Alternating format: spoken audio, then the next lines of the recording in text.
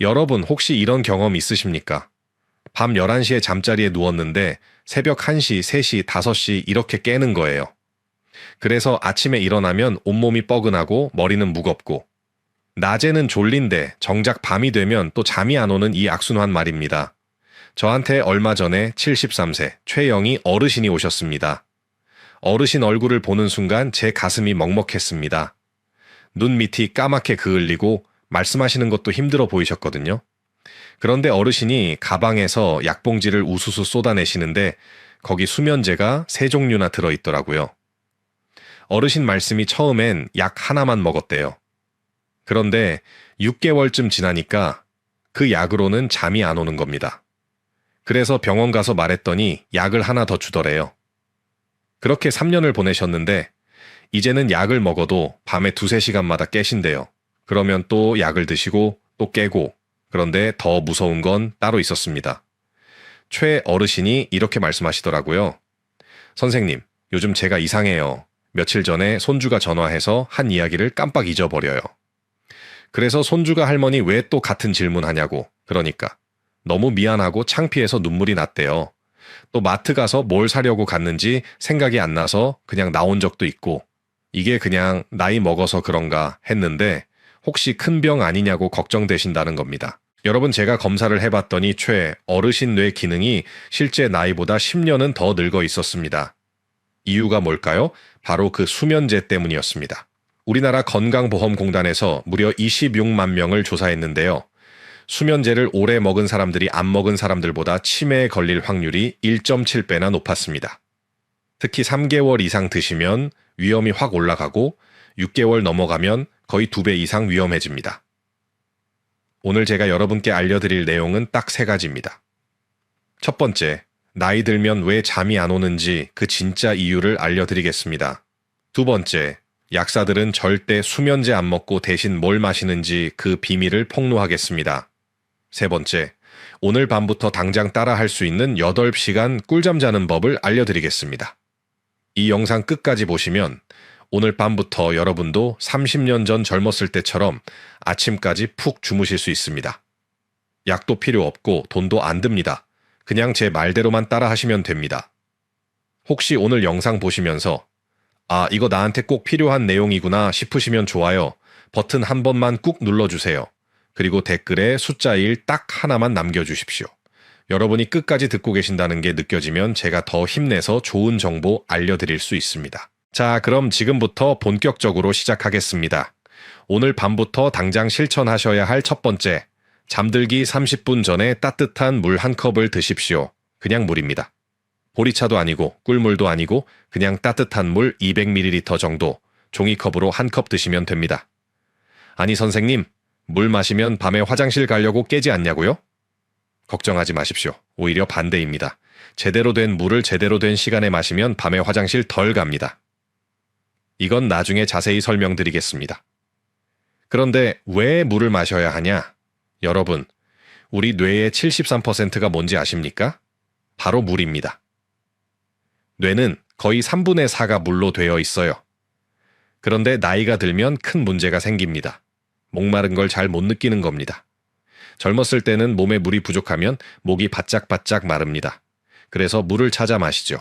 그런데 70세 넘어가면 뇌에서 갈증을 느끼는 기능이 약해집니다. 실제로는 몸에 물이 부족한데도 전혀 목이 안 마른 거예요. 그래서 하루 종일 물을 거의 안 드시는 분들이 많습니다. 그러면 뭐가 문제냐? 뇌에 물이 부족하면 뇌 세포들이 제대로 일을 못합니다. 특히 밤에 청소하는 그 작업, 아까 말씀드린 뇌 청소 말입니다. 그게 물 없이는 절대 안 됩니다. 마치 걸레 없이 바닥 닦으려는 것과 똑같아요. 최영희 어르신도 제가 물 마시는 시간을 여쭈어 봤더니 하루에 물 한 컵도 안 드신대요. 그냥 식사 때 국물로만 수분을 섭취하신다고. 그래서 제가 이렇게 말씀드렸습니다. 어르신, 오늘 밤부터 자기 30분 전에 따뜻한 물 한 컵 꼭 드세요. 그것만 해도 잠이 확 달라집니다. 두 번째, 매일 같은 시간에 주무십시오. 이게 정말 중요합니다. 오늘은 밤 10시에 자고, 내일은 밤 12시에 자고, 모레는 밤 9시에 자고 이러시면 절대 안 됩니다. 우리 몸은 시계처럼 정확하게 돌아갑니다. 매일 같은 시간에 자고 같은 시간에 일어나면 몸이 그 시간을 기억합니다. 특히 밤 10시에서 새벽 2시 사이, 이 시간이 제일 중요합니다. 이 시간에 깊은 잠을 자야 뇌 청소가 제대로 됩니다. 그래서 늦어도 밤 10시 30분에는 누우셔야 합니다. 그리고 아침에는 7시에 일어나십시오. 주말에도 똑같습니다. 왜 이렇게 해야 하냐? 우리 몸에는 멜라토닌이라는 게 있습니다. 이게 뭐냐면 잠을 오게 만드는 호르몬입니다. 그런데 이 멜라토닌은 어두워지면 나오기 시작해서 밤 10시쯤 제일 많이 나옵니다. 그래서 이 시간에 자야 자연스럽게 잠이 오는 겁니다. 그런데 매일 자는 시간이 다르면 어떻게 됩니까? 몸이 혼란스러워합니다. 오늘은 10시에 멜라토닌을 만들었는데 안 주무시네? 그럼 내일은 안 만들어야 하나? 이렇게 되면 몸의 리듬이 완전히 망가집니다. 최영희 어르신이 물으셨어요.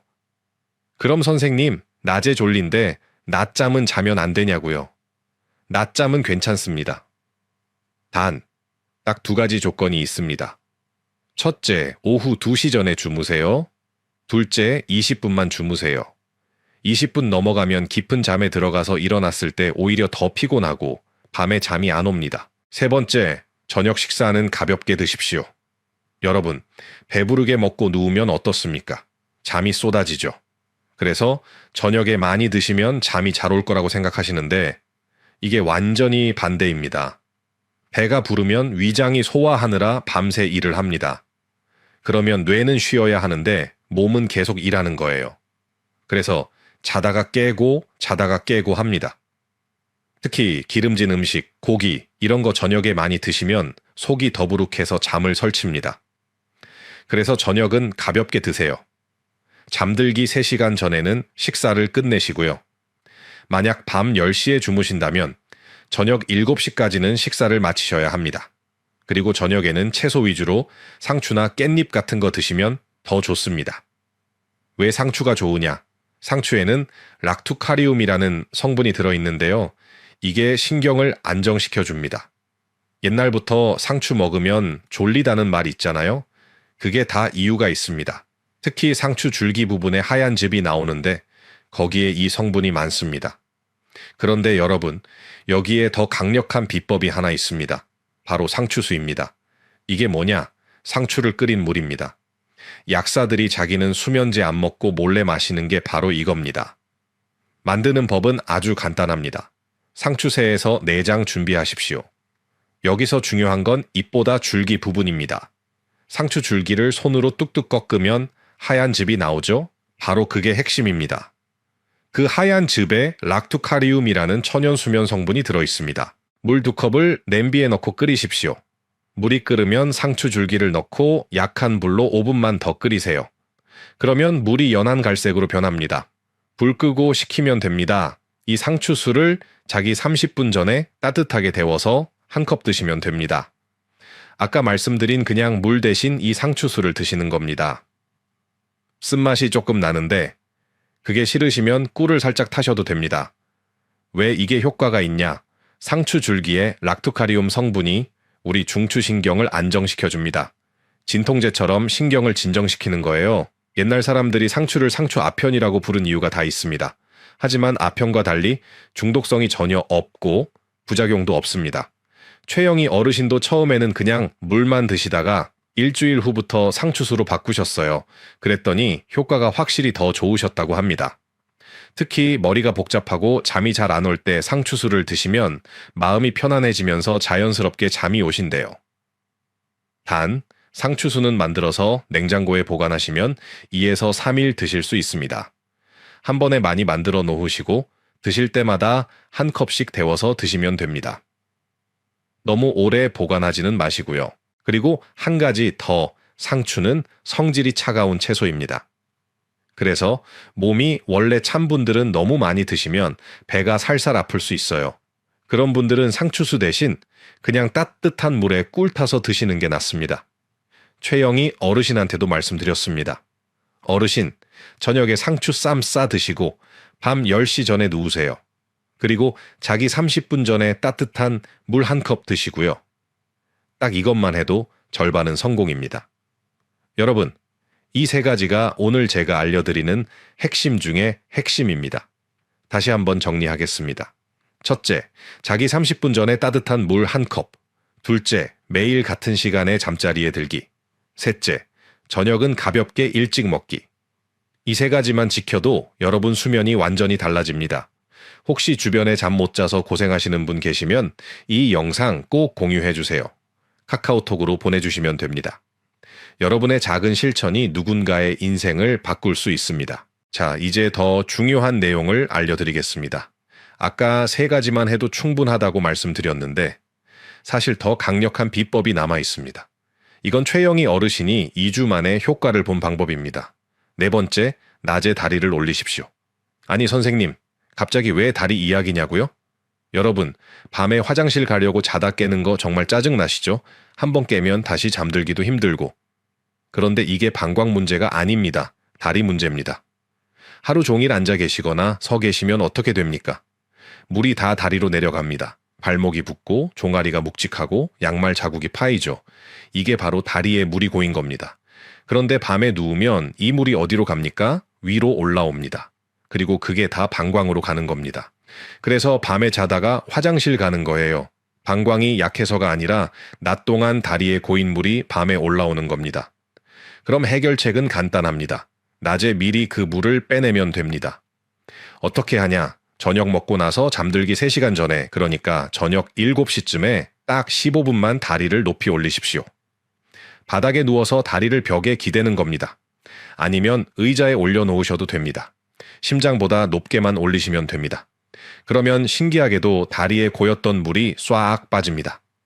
그래서 저녁 시간에 화장실을 한두 번 더 가시게 됩니다. 그게 정상입니다. 낮 동안 고였던 물이 빠지는 거니까요. 그러면 밤에는 화장실 갈 일이 확 줄어듭니다. 최영희 어르신도 이거 하고 나서 깜짝 놀라셨어요.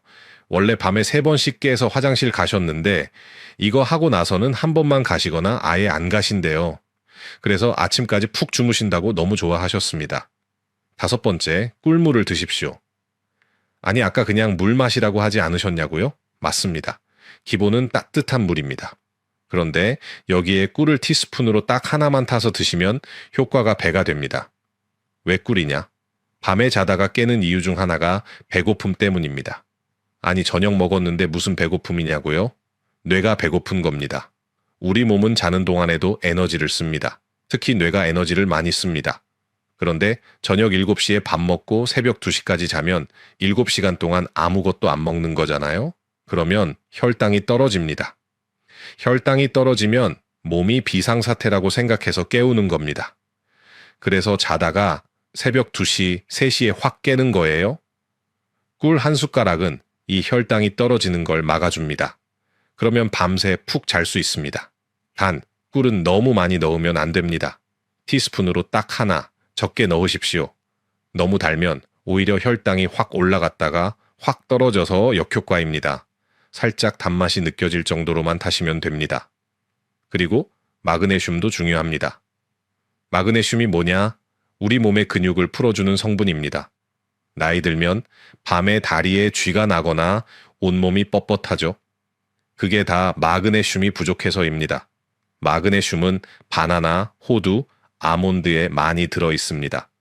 저녁에 바나나 반 개나 호두 서너 알 드시면 됩니다. 6번째, 이건 정말 중요합니다. 혹시 이런 증상이 있으십니까?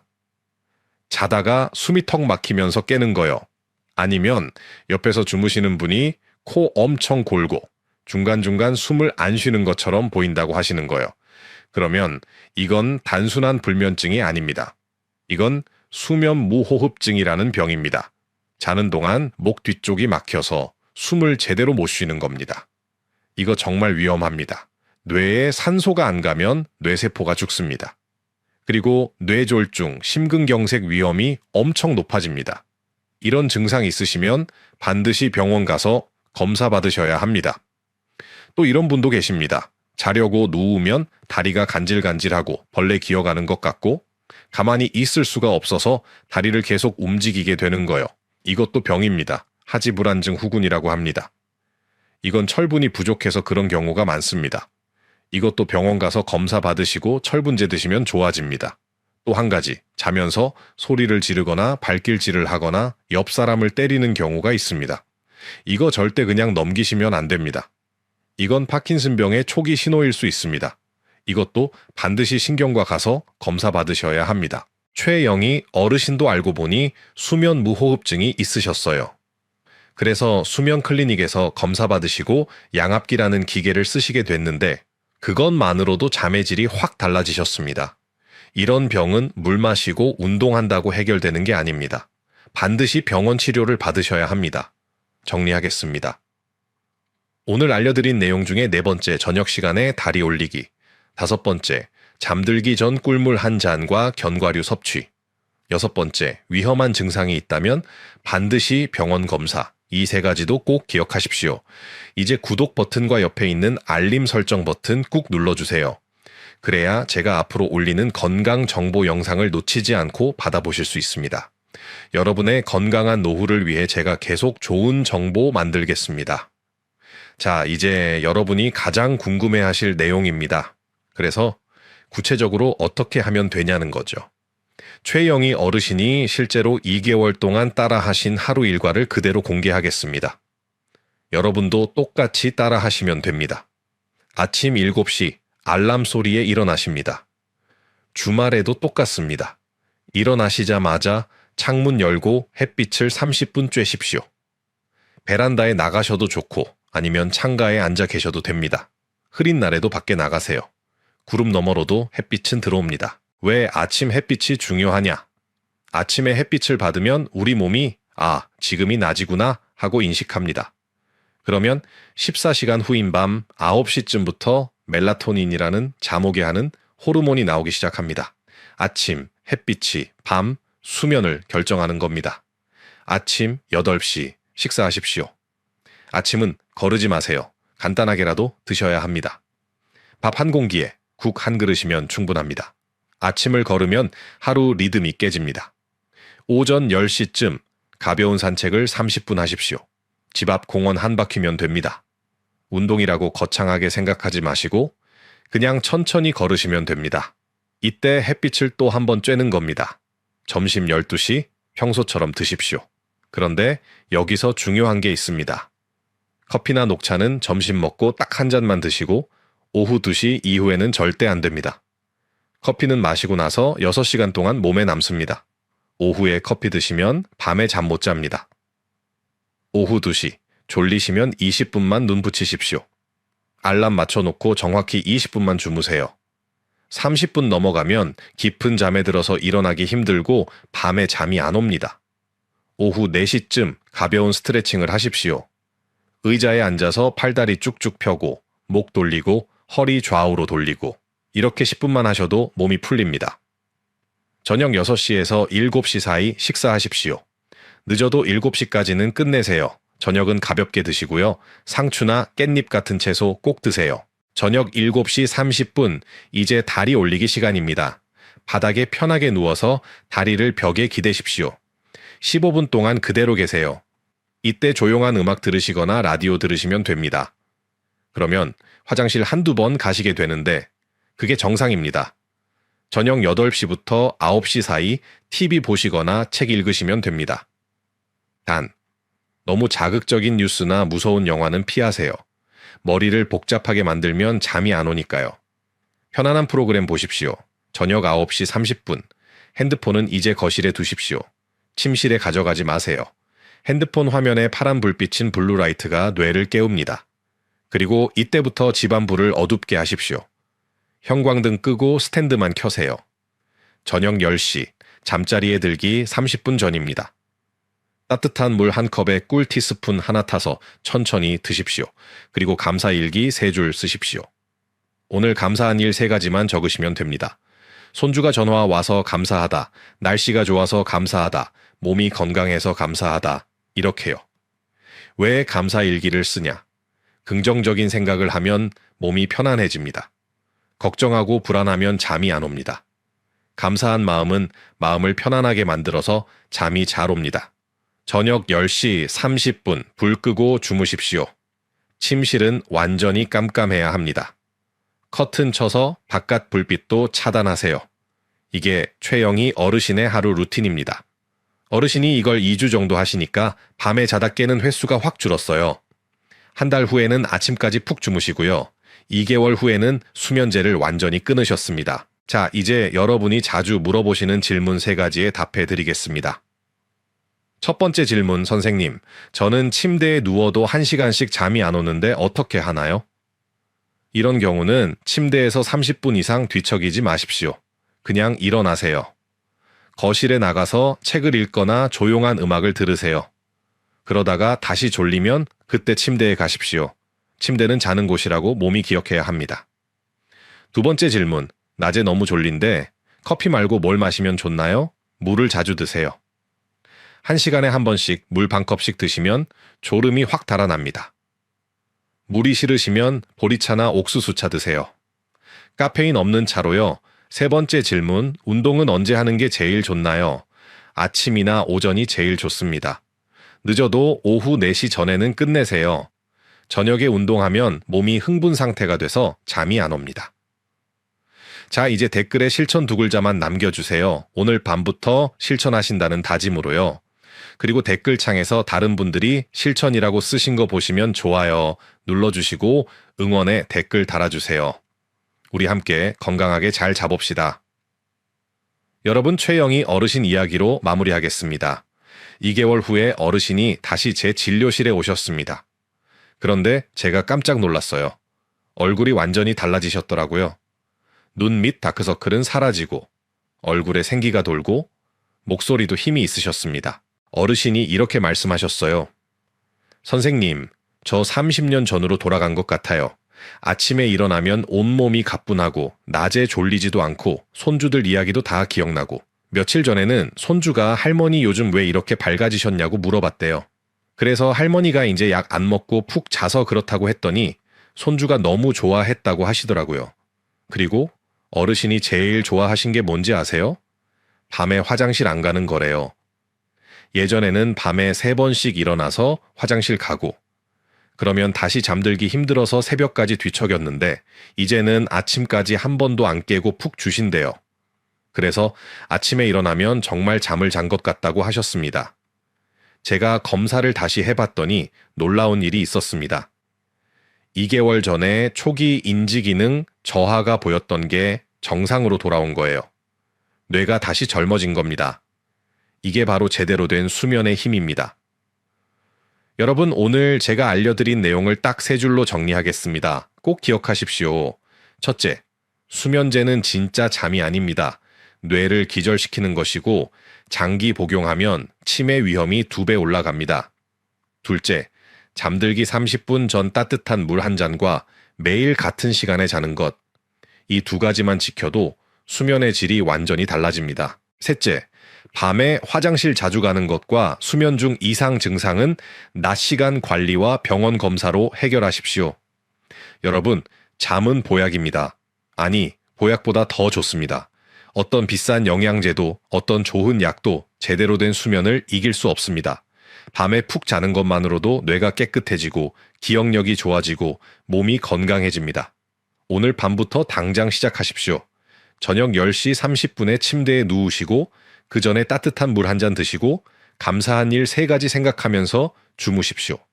딱 일주일만 해보세요. 분명히 변화가 느껴지실 겁니다. 저는 의사로서 많은 환자분들을 봐왔습니다.